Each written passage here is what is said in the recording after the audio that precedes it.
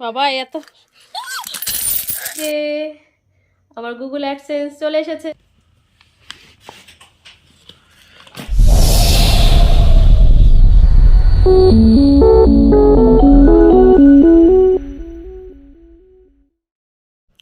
নমস্কার, সুপ্রভাত বন্ধুরা, তোমরা সবাই কেমন আছো? আশা করি সবাই ভালো আছো। তো তোমাদের ভালোবাসায় আমার গোপালের কৃপায় আমি অনেক অনেক ভালো আছি।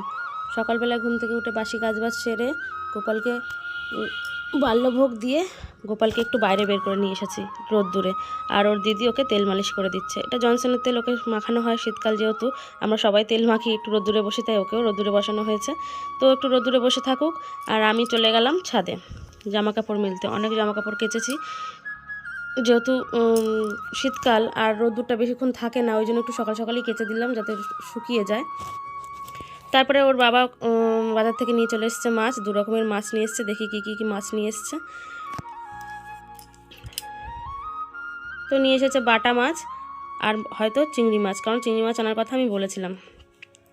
এই যে চিংড়ি মাছ নিয়ে এসছে, তাই 2টো মাছ কেটে কুটে ধুয়ে বেছে নিই। আর আজকে না ছাদে রান্না করব। এই যে কাঠের উনুনে ভাত বসিয়ে দিয়েছি আর তরকারি হবে, মাছের ঝাল হবে, আরও কী হয় দেখি।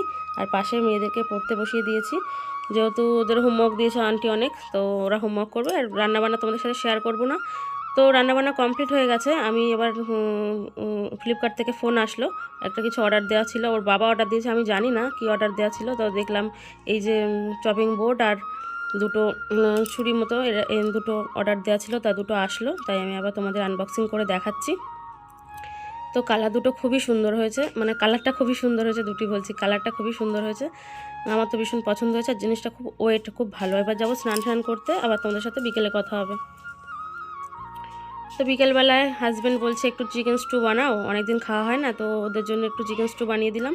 আর দারুণ হয়েছিল খেতে। গাজর ক্যাপসিকাম দিনে গাজর, আলু, বিনস আর যেগুলো সবজি থাকে, পেঁপে, এইসব দিয়েই বানিয়ে দিয়েছিলাম। আর চিকেনের হাড়যুক্ত মাংসগুলো দিয়ে। তো বেশ দারুণ হয়েছিল। এবার তৈরি হয়ে গেছে, এবার ওদেরকে একটু সার্ভ করে দেবো। আর তোমাদের সাথে আবার সন্ধ্যেবেলায় দেখা হবে। শুভ সন্ধ্যা বন্ধুরা। সন্ধ্যেবেলায় ওর বাবা কাজে চলে গেল, তারপর তোমাদের সামনে একটু আসলাম। দুটো খুশির খবর আছে। প্রথম খুশির খবর হলো বড় মেয়ের রেজাল্ট দিয়েছে, বড় মেয়ে ক্লাসে 2nd হয়েছে। আর যে বৃত্তি পরীক্ষা দিয়েছিল, তোমরা তো জানো ও বৃত্তি পরীক্ষা দিয়েছিল, সেই বৃত্তি পরীক্ষায় ও 1st ডিভিশন পেয়েছে, বেশ ভালো নাম্বারই পেয়েছে। তো ওই গেল একটা খুশির খবর। আর 2 নম্বর খুশির খবর হলো, দাঁড়াও তোমাদের দেখাই। এই যে আমার গুগল অ্যাডসেন্স চলে এসেছে। আমি তো ভীষণ খুশি, আমি তো কোনোদিন ভাবতেই পারিনি এই অবধি পৌঁছাতে পারবো। যাই হোক, তোমাদের ভালোবাসায় আমার গোপালের আশীর্বাদে এসেছি এত দূর। আর পেমেন্ট কোনোদিনও পাবো কি না জানি না, কিন্তু চেষ্টা চালিয়ে যাব। দেখি ইউটিউব কতদিন মুখ ঘুরিয়ে থাকতে পারে, ভিউজ না দিয়ে থাকতে পারে। তো এটাই ছিল আজকের খুশির খবর। তোমাদের কেমন লাগলো অবশ্যই কমেন্টে জানিও। আবার তোমাদের সাথে তাহলে পরে দেখা হবে। রান্নাবান্না করতে হবে রাতের, আর মেয়েদের একটু বই নিয়ে বসাবো। তো রাতে আবার দেখা হবে, ঠিক আছে? তো মেয়েরা দুজনেই পড়তে বসে গেছে। আর আমাকে ছোটো মেয়ে বলছে মা একটু চিকেন পকোড়া করো, তো ওদের জন্য একটু চিকেন পকোড়া করে দিচ্ছি। আর পকোড়া ভাজার পরপরই বাপের বাড়ি থেকে ফোন আসলো, মা বললো একটু আয় বাবা, আমার আমার বোনের ছেলে তো যেহেতু বাপের বাড়িতে থাকে, ওর একটা ঘট আছে, ওই ঘরটা ভরে গেছে, তো ওটা ভাঙতে হবে, তো একটু গুনে দিয়ে যা টাকা পয়সা, যে যেগুলোটা যা হয়েছে। তো সেখানে গেলাম, আবার দৌড়ে বাপের বাড়ি পাশে হলে যা হয়, যখনই ডাকে তখনই ছুটে যেতে হয়। আর এই টাকা নিয়ে না কী হবে বলো তো, ওই স্কুলে ভর্তি হবে, তো ওকে আগের বছরে এই ঘরটা এনে দেওয়া হয়েছিল টাকা ভর্তি করার জন্য। আর এবার গুনে গেতে যাব বাড়ির দিকে। তো বন্ধুরা, বাপের বাড়ি থেকে এক্ষুনি বাড়ি চলে এসেছি, যেহেতু মেয়েদের বাড়িতে রেখে গেছিলাম। আর এখন আবার রাত্রিরে রান্না করতে হবে। ভাবছি একটু আলু সিদ্ধ ভাত করবো, আর বেশি কিছু করব না, গরম গরম ভাত তো খাওয়া হয়ে যাবে ঠিক। আর কত টাকা হয়েছে বলো তো, 1816 টাকা মতো হয়েছে।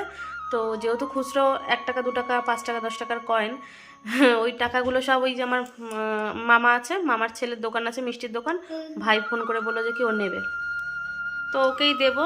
আর ভাই বললো দি যেহেতু 1 টাকা 2 টাকার কয়েন, তুই না 100 টাকা করে করে এক একটা পুটুলি মতো করে বেঁধে রাখ, তাহলে আমার লোককে দিতেও সুবিধা হবে, আর আমার তোর গুনতেও সুবিধা হবে, আমার নিতেও সুবিধা হবে। তাই এখন ওগুলোকে আবার আমাকে 100 টাকা 100 টাকা করে ভাগ ভাগ করে রাখতে হবে।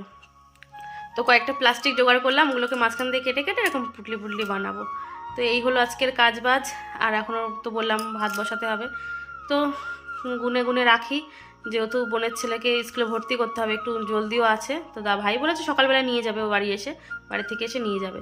তো চলো গুছাই টাকাগুলো ঠিকঠাক করে, পরে তোমাদের সাথে আবার কথা বলছি। এই যে গুছিয়ে ফেলেছি, এই যে সব 100 টাকা করে আছে। অনেকটা সময় লাগলো এই গুছিয়ে টুছিয়ে এবার যাব রান্না করতে। তো আমার গোছানো কমপ্লিট, রেখে দিলাম, সকালবেলা ভাই এসে নিয়ে যাবে তোমাদের যেমন বললাম।